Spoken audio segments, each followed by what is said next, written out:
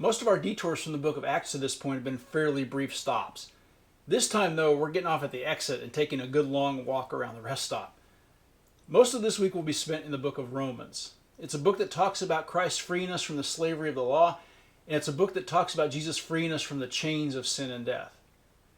I have my own theory about why Paul poured his heart and soul into this book. In much of his travels, the people he spoke with were probably not the highest of educated people. Sure, some of the people were, otherwise the letters written would have been nonsense, but widespread literacy was probably not the reality in those areas along the north shore of the Mediterranean Sea. But in Rome, in the heart of the areas where education was more the norm, literacy was more common. A letter could be passed around and it could be understood more fully there.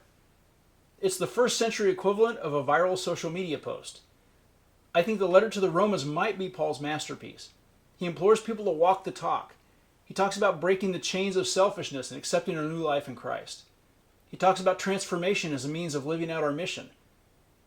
Not long after writing Romans, Paul wrote a second letter to the church at Corinth, hitting home the concepts of becoming new creations in Christ. In short, old things must die away so that new things can take their rightful place.